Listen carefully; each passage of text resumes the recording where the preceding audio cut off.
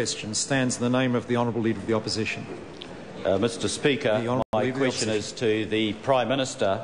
Does he stand by his answers yesterday in the House about protecting families from recession? Honourable Bill English, on behalf of the Prime Minister. The Prime Minister, yes.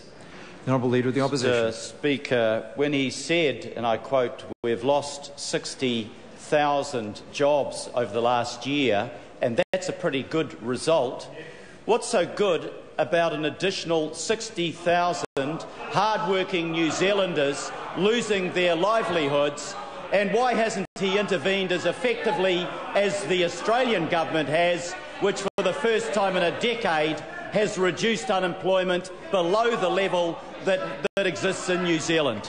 The Honourable Bill English. Mr Speaker, because it was a good result, the forecast based on Labor's economic mismanagement and the global recession forecast 120,000 job losses. Because of government policy, there was only 60,000 job losses. The Honourable Leader of the Opposition. Supplementary question, Mr Speaker.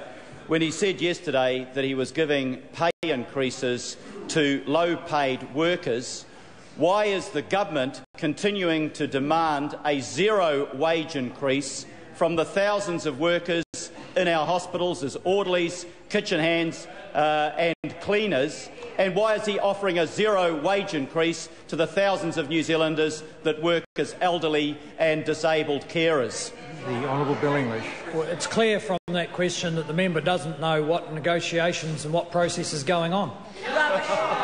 It's clear. Catherine Delahunty. Tēnā koe, Mr Speaker, tēnā koutou katoa. To the Prime Minister, what does he say to the New Zealand family who have been refused a food grant and local food bank is empty? What does he think they should tell their kids they will be having for Christmas dinner? The Honourable Prime Minister. Well, Mr Speaker, if the member is aware of a particular family in that situation, then I suggest they approach MSD, because there is provision available to ensure that families do have something to eat for Christmas dinner.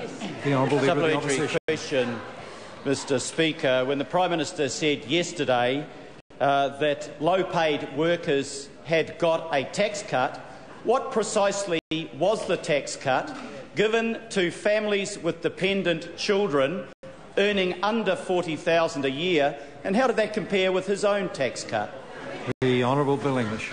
Well, Mr Speaker, in the October tax cuts set out by his government, those families all did get tax reductions.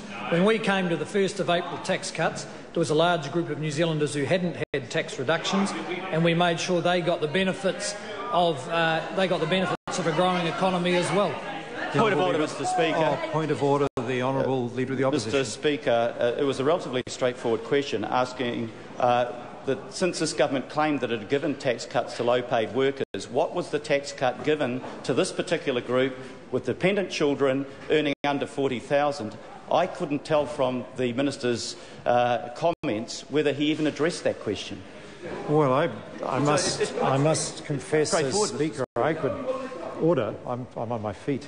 As Speaker, I could pick up what he said. He said that, in fact, a group of people received, probably that group of people received tax cuts in October last year, and further people who did not receive tax cuts in October last year received them in April this year. And I think while it may not have been exactly the answer the member wanted, it was an answer to the question. The Honourable Leader of the Opposition. Supplementary question, Mr Speaker. What does the Prime Minister say to the family referred to yesterday by the Auckland City Commissioner, where the income earner in the family had lost his job, the family had lost their home, and they, quote, have nothing for Christmas, nothing for extras, and are really struggling, and yet a year ago they were okay, end quote. And how has he protected that family from the sharpest edges of the recession, as he quaintly puts it? The Honourable Bill English. Well, Mr Speaker, as we pointed out, as a result of government policy, 60,000 families who would have otherwise lost their jobs kept them, and that member knows that in a recession, well, unfortunately, that family probably relied on the reassurances from the Labor government that they'd fixed the economic cycle and had provided them with a permanent job, and that's not how it turned out. And we are spending every waking hour cleaning up the mess left by him, which is hurting our families. Supplementary question, Mr. Speaker. Leader of the Opposition. Mr. Speaker. Order. Order. I've called the Honourable Leader of the Opposition. Mr. Speaker, how many additional children have been forced below the poverty line over the last year as a result of the near doubling of unemployment and as a result of most workers on low to middle income actually having a reduction in real income? Or hasn't he bothered to ask? The Honourable Bill English. Speaker. Well, of course, the member is trying to copy political tactics from other countries as if... Point of order, the Honourable Leader of the Opposition. Mr. Speaker, I believe that you had a discussion about the Prime Minister repeatedly not answering the question but going off on a tangent, and he is doing that on this occasion today, and I'd ask you to bring him to order. Order. Order. Order. The slight dilemma I have is that if the Honourable Leader of the Opposition reflects on his question, he basically accused the government of not caring about people who may have lost jobs. And under those circumstances, it's difficult to expect the Minister to give a totally objective answer when being accused of that sort of thing. And so if the Leader of the Opposition is objected to the way it was being answered, I invite him to repeat his question without that kind of emotive allegation in it and see if we can get a more objective approach to both sides. The Honourable Leader of the Opposition. To the Prime Minister, has he asked how many additional children over the last year have been forced below the poverty line as a result of the near doubling of unemployment and the fact that a great many workers have suffered a reduction in their real income, as the Minister of Finance pointed out in his statement yesterday? The Honourable Bill English. Mr. Speaker, the answer to that is yes. And I have to say, this government is found it hard work dealing with people who are hurting because that government so badly mismanaged this economy. Point of order, that Mr. when the global recession came along... Order. Point of order, Mr. Speaker. Point of order, the Honourable Leader of the Opposition. The answer to my question couldn't possibly be yes. It was how many additional children have been forced below the poverty line. Yes is not an answer to that question. Order. Order. I believe, and I stand to be corrected here, the member in asking his question has asked, has he asked how many children have been forced?